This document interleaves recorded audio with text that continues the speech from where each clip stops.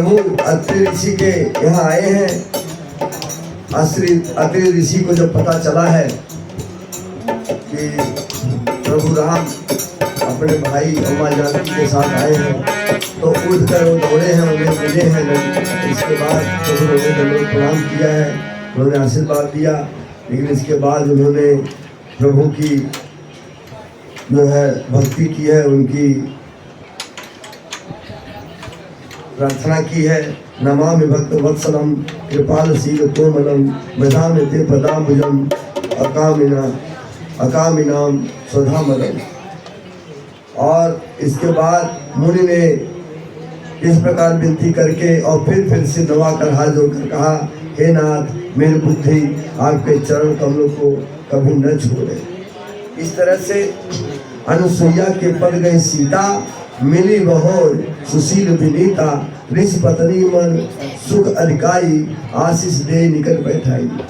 अत्रि ऋषि की जो पत्नी थी अनुसुईया जी, वो जो है अनुसुईया जी के सीता जी अनुसुईया जी के चरण पकड़कर प्रणाम किया, उनसे मिली। ऋषि पत्नी के मन में बड़ा सुख हुआ, उन्होंने आशीष देकर सीता जी को अपने पास बिठा लिया और सीता जी को दिव्य ऐसा वसन दिया। वसन मतलब कपड़ा, साड़ी उनको ऐसी दी है धोती जो कभी गंदी नहीं होगी, और कुछ आभूषण दिया है जो कभी हमेशा जो है फूलों का ऐसा दिया है कि हमेशा रोज सुगंधित रहेगा, कुमलाएगा ही नहीं। क्या कहा कि दिव्य वसन भूषण पहिराए, जे नित नूतन अमल सुहाए, कह इस मधु सरस में डुबानी, नारी धर्म कुछ ब्याज बखानी। उन्हें ऐसे दिव्य वस्त्र और आभूषण पहनाए हैं अनुसुईया माता ने, जो नित्य नए निर्मल और सुहावने बने रहते हैं। और फिर क्या कहा, ऋषि पत्नी ने उनके बहाने मधुर और कोमल वाणी से स्त्रियों के कुछ धर्म बखान कर कहने लगी। क्या, मात पिता भ्राता हितकारी, अमित व्रत सब सुन राजकुमारी, अमित दानी भरता भय देही, धर्म सुनारी जो सेवन तेही। हे राजकुमारी सुनिए, माता पिता भाई सभी हित करने वाले हैं, परंतु ये सब एक सीमा तक ही सुख देते हैं। परंतु हे जानकी, पति तो मोक्ष रूप असीम सुख देने वाला है। वह स्त्री अधम है जो ऐसे पति की सेवा नहीं करती है। मतलब पति, भाई या बेटा, ये जो पुरुष है स्त्री के जीवन में, वह सब लोग भी सभी प्रकार का किसी न किसी प्रकार का सुख देते हैं, उसके लिए रक्षक के रूप में रहते हैं। लेकिन पति सभी प्रकार का सुख अपनी पत्नी को देता है, इसीलिए पत्नी को चाहिए कि वो अपने पति की सेवा करे। धीरज धर्म मित्र अरुणारी, आपद काल परखिए चारी। क्या कहा, अपने धीरज, जब कोई बहुत संकट का समय आए उस समय आपके धैर्य की परीक्षा होती है, धीरज की परीक्षा होती है। और धीरज धर्म, और जब कभी आपको ऐसा समय आए कि आपका धर्म छूट जाएगा, तभी आपको अपने धर्म की रक्षा करनी है। और समय आने पर ही मित्र की परीक्षा होती है। और कोई आपद आने पर या ऐसे समय पर जब आप निर्धन हो जाए, गरीब हो जाए, या आदमी बीमार पड़ जाए, ऐसे समय पर किसकी परीक्षा होती है, पत्नी की। जब गरीब पति हो जाए तब उनकी आंख न भटके यहाँ वहाँ। और क्या हो, जब वो बीमार हो जाए, पलंग पे आ जाए, जब उठ नहीं सकता, कुछ काम धाम नहीं कर सकता, ऐसे समय पर अपनी पति की सेवा करना। जब वो किसी काम का न रहे, कोई काम धाम नहीं करना, निठाला हो जाए मेरे जैसे, उस समय भी उसका ध्यान देने की आवश्यकता है। वे कुछ काम धाम नहीं करते, कुछ कमाएंगे धमाएंगे नहीं तो घर कैसे चलेगा। ऐसे समय पर भी अगर उसकी पत्नी अपने पति में प्रेम रखती है तो मान के चलिए कि वो क्या है, वो पतिव्रता स्त्री है। तो धीरज धर्म मित्र और नारी, आपद काल परखिए चारी, वृद्ध रोग बस जड़ धनहीना, अंध बहिर क्रोधी अति दीना। धैर्य, धर्म, मित्र और स्त्री, इन चारों की विपत्ति के समय ही परीक्षा होती है। वृद्ध, रोगी, मूर्ख, निर्धन, अंधा, बहरा, क्रोधी अथवा अत्यंत दीन ही पति क्यों न हो, उसकी उपेक्षा नहीं करनी चाहिए। हर हाल में उसकी सेवा करनी चाहिए, उसकी बातों को मानकर उसके वश में चलना चाहिए। ऐसे उपति कर किए अपमाना, ऐसे भी पति का अगर कोई पत्नी अपमान करती है तो नारी पाओ जमपुर दुख ना। ऐसे पति का भी अगर अपमान करती है स्त्री तो उसे यमपुर में अलग अलग भांति भांति के प्रकार के दुख को वो प्राप्त करती है। एक ही धर्म एक व्रत नेमा, एक ही धर्म और एक ही व्रत, एक ही नियम। कहीं भी किसी भी ग्रंथ में किसी भी स्त्री के लिए किसी प्रकार का व्रत पूजा के लिए नहीं कहा गया है। ये जो माताएं करती हैं तीज पूजा तीज करती हैं, रखती हैं, और कौन कौन सा करवा चौथ रखती हैं, बहुत सारा व्रत रखती हैं ना, उनके लिए कोई व्रत नहीं है, उनके लिए सिर्फ एक व्रत है। क्या कहा है? एक ही धर्म एक व्रत नेमा, काय वचन मन पति प्रद प्रेमा। क्या? ऐसे भी पति का जो अपमान करती हैं, कैसे पति का? कि जो वृद्ध हो, रोगवश हो, जड़ मतलब मूर्ख हो, धनहीन हो, गरीब हो, अंधा हो, बहरा हो अथवा बहुत क्रोधी हो, मतलब हर हाल से तुम्हारा बुरा करने वाला हो, ऐसे भी पति का जो अपमान करती है वो कहाँ जाती है? यमपुर में जाकर विभिन्न प्रकार के रोगों को प्राप्त करती है। एक छोटी सी बात बताता हूँ, प्रसंग आया है इसलिए।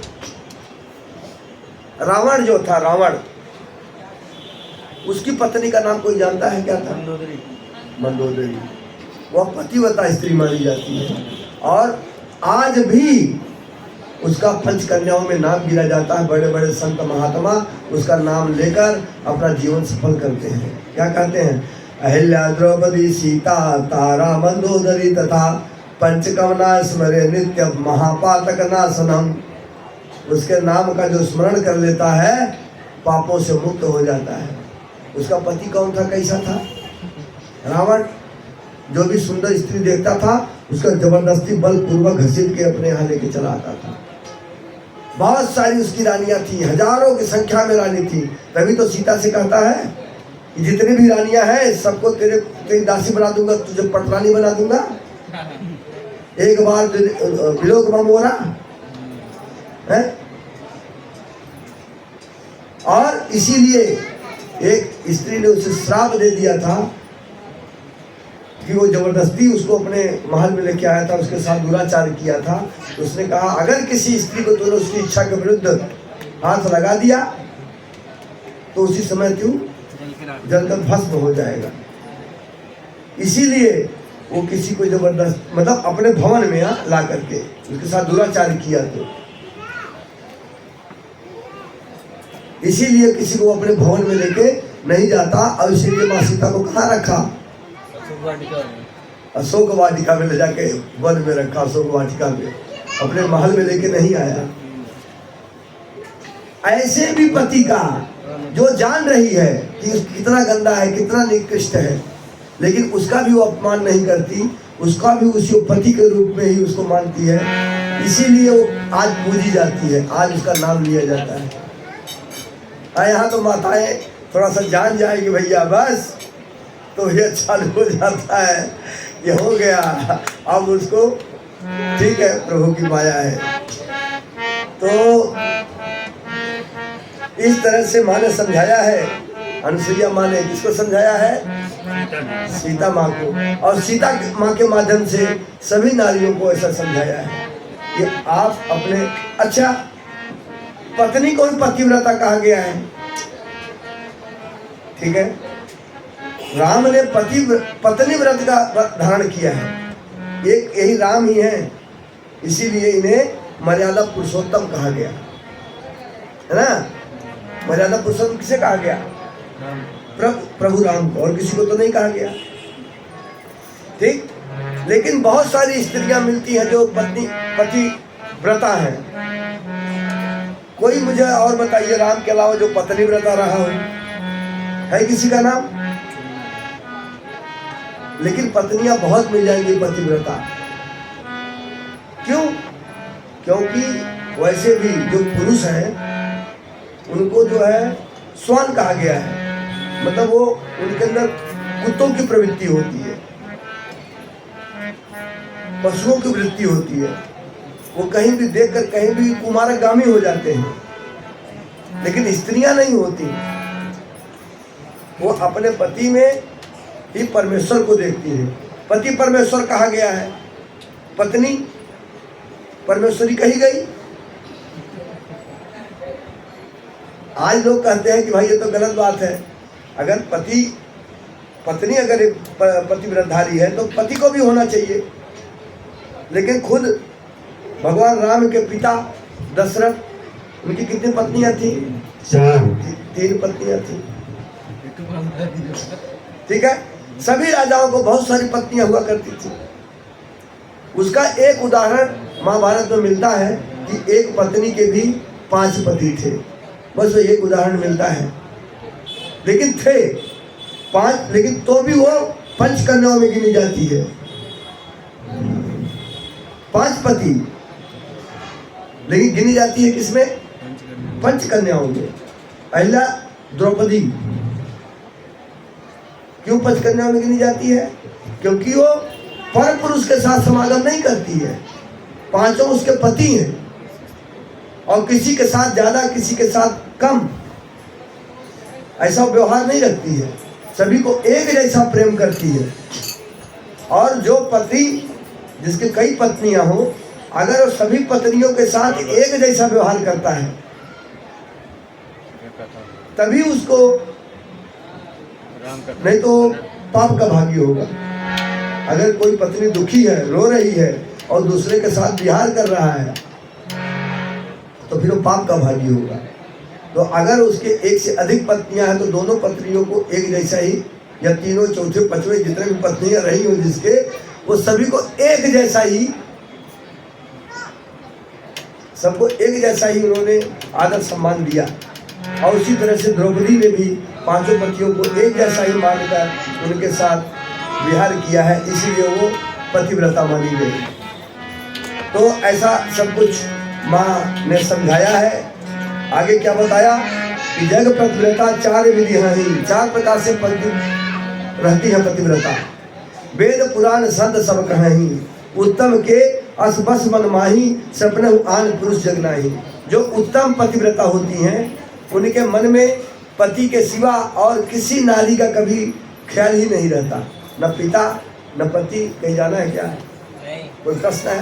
मैं ये बोल रहा हूँ, जो पतिव्रता नारी होती है इसके ऊपर एक कहानी भी है ना? बहुत सारी कहानियां हैं। मैंने बोलते हैं कि पतिव्रता नारी इतनी मतलब उनके पास इतनी शक्ति होती है कि उन्हें कोई छू नहीं सकता। सूर्य को भी यस यस। अरे भाई, आपने एक पतिव्रता के बारे में सुना होगा, उन्होंने ब्रह्मा विष्णु महेश को बच्चा बना करके अपने पालने में सुला दिया था। जरा उनके अंदर क्षमता थी। पतिव्रता में बहुत शक्ति होती है। और मेघनाथ की जो पत्नी थी सुलोचना, राक्षस था ना, उसकी पत्नी, उसको कोई मार ही नहीं सकता था लक्ष्मण के सिवा। हाँ, हर जगह कारण है, बिना कारण के कोई काम होता ही नहीं। बल पाए तो सुग्रीव। हाँ यस। तो क्या कहा माँ ने? कहा कि 4 प्रकार के पतिव्रता नारी होती हैं। पहली ऐसी है जो उत्तम श्रेणी की है, और जो उत्तम की श्रेणी की होती है ऐसी पवित्रता के मन में ऐसा भाव बसा रहता है कि जगत में मेरे पति को छोड़कर दूसरा पुरुष स्वप्न में भी नहीं है। दूसरा कोई पुरुष है ही नहीं, सिर्फ एक ही पुरुष है। वो उत्तम पतिव्रता मानी जाती है। और मध्यम मध्यम परिपति देख कैसे, भ्राता पिता पुत्र निज जैसे, अधर्म विचार समुझ गुण रही, सो निकृष्ट त्रिय श्रुति अस कही। मध्यम श्रेणी की पवित्रता पराये पति को कैसे देखती है? जैसे वह अपना सगा भाई, पिता या पुत्र हो। अर्थात समान अवस्था वाले को वह भाई के रूप में देखती है, बड़े को पिता के रूप में देखती है और छोटे को अपने पुत्र के रूप में देखती है। वो मध्यम प्रकार की पतिव्रता कही गई है, जो धर्म को विचार कर और अपने कुल की मर्यादा समझकर बची रहती है, वह निकृष्ट निम्न श्रेणी की स्त्री है, ऐसा वेद कहते हैं। अरे बिनु अवसर भय तेरह जोई, जाने अधम नारी जग सोई, पति वंचक परपति अरति करई, रो रो नरक कल्प सत जरई परई। और जो स्त्री मौका न मिलने से या भयवश पतिव्रता बनी रहती है, जगत में उसे अधम स्त्री कहा गया है। जिसको मौका नहीं मिला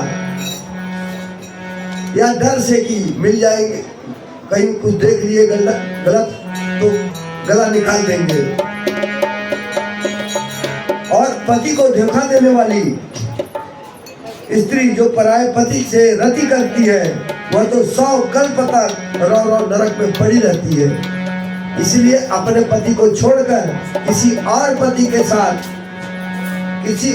पति के साथ संग करना, कई जन्मों तक नहीं, कल्प तक नरक में पड़े रहना, ऐसा हमारे वेदों ने कहा है, हमारे पुराणों ने कहा है। उत्तम और मध्यम, हाँ बाकी उत्तम मध्यम को बता दिया।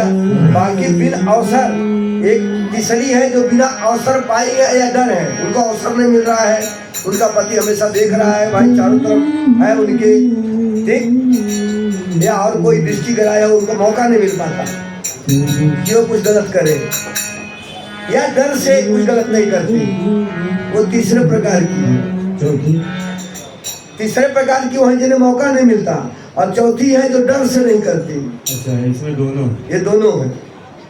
और पांचवें प्रकार की वो है जो किसी के साथ भी रति करती है, वो जो है नरक में पड़ी रहती है। आगे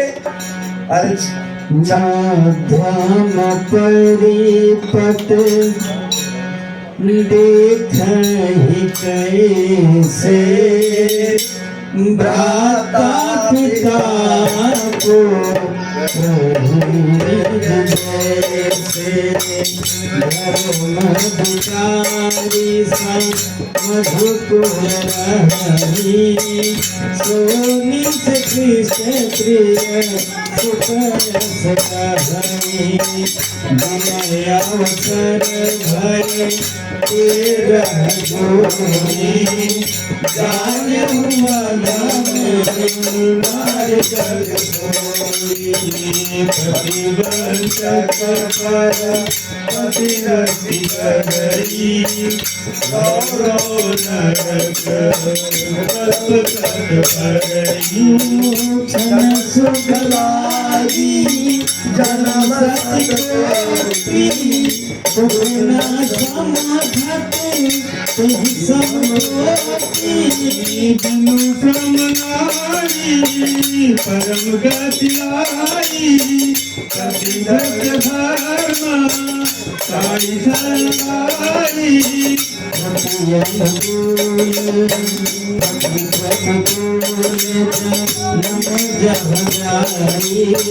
बुधवा होई आई सरलाई, सहज पावन नारी पति, सेवक दुर्गति लाई,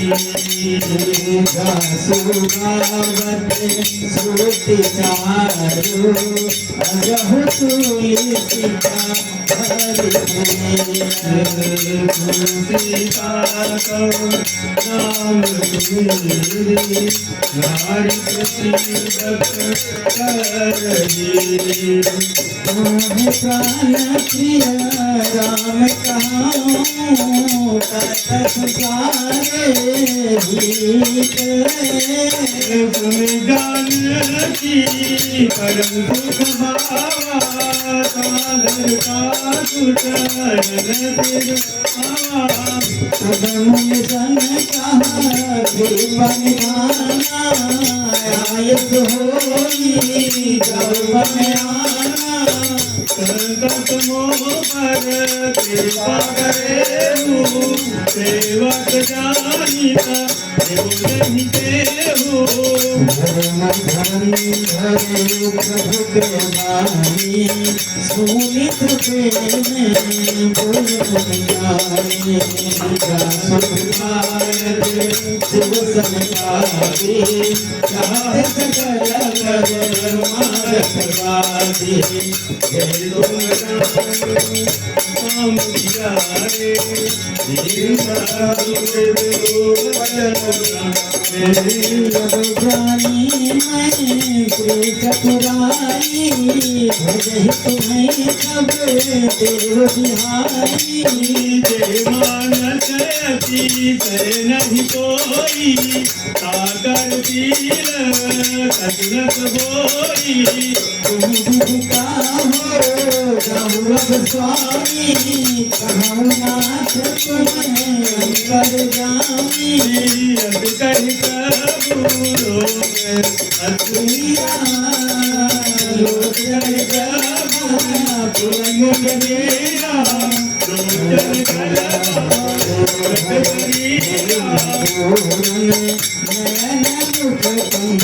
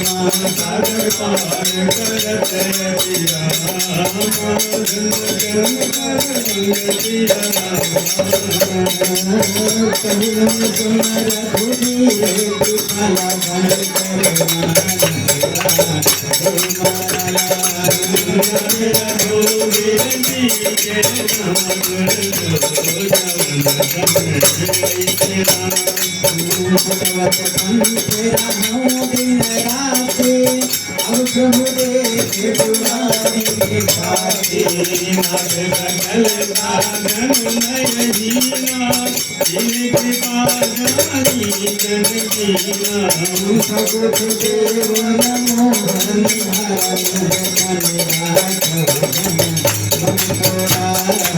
सब लगिया हो जिन लगी जब लगी दिलो तुम्हारी जन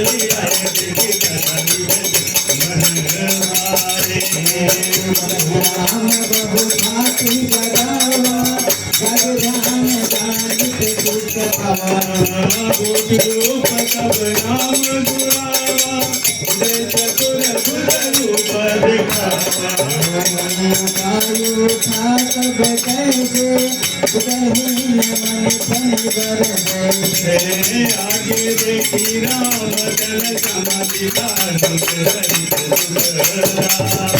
राम करे गायन कर महिला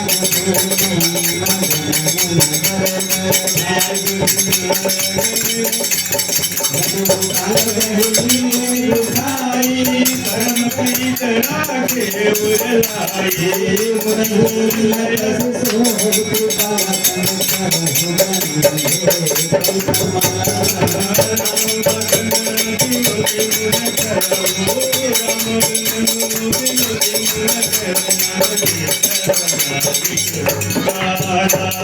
मुनि हृदय धीरे धरे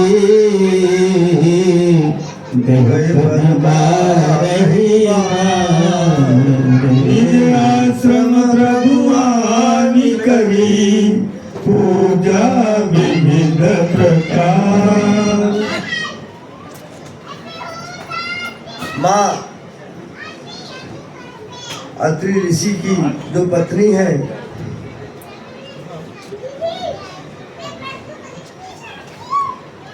अनुसुईया जी, आपने पतिव्रता स्त्री की महिमा बताई और क्या कहा कि प्रतिकूल जन्म जहाँ जाई, पति प्रतिकूल जन्म जहाँ जाई, विधवा होए पाए करुणाई।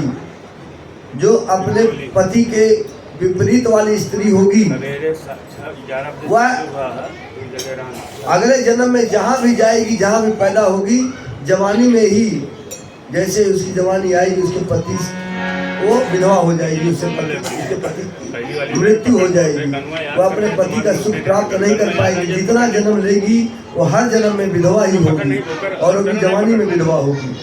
ऐसी स्त्रियां ऐसी होती है।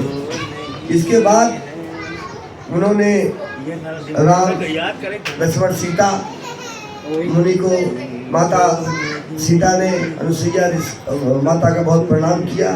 उन लोगों से आज्ञा लेकर ये तीनों जन आगे निकल पड़े हैं। आगे चलते चलते आप लोग आगे चलते चलते आप आए हैं सरभंग ऋषि के आश्रम में। सरभंग ऋषि से मुलाकात की है, उनसे मिले हैं और उनसे मिलने के बाद और आगे जब बढ़े हैं तो एक उनका भक्त प्रभु राम का, जो कि अगस्त ऋषि का शिष्य है, उसका नाम सुतीक्षण है। वह प्रभु के भक्ति में लीन है। प्रभु उसके निकट जाते हैं, उसको बुलाते हैं, लेकिन वो उठता नहीं। बार बार बुलाते हैं, नहीं उठता। लेकिन तब उसके हृदय में चतुर्भुज रूप दिखाते हैं और वह अपनाकर उठ बैठता है और प्रभु को अपने सामने देखकर उनको दंडवत करता है। बहुत प्रकार से उनकी सेवा, उनकी पूजा करता है और फिर वो कहता है कि प्रभु ने बताया कहाँ जा रहे हैं, कैसे। बोली चलिए मैं भी चलता हूँ, मेरे गुरु जी भी वहीं रहते हैं, तो गुरु जी का भी दर्शन कर लूँगा। इस तरह से वह आगे बढ़ता है। कितना बज रहा है? 26।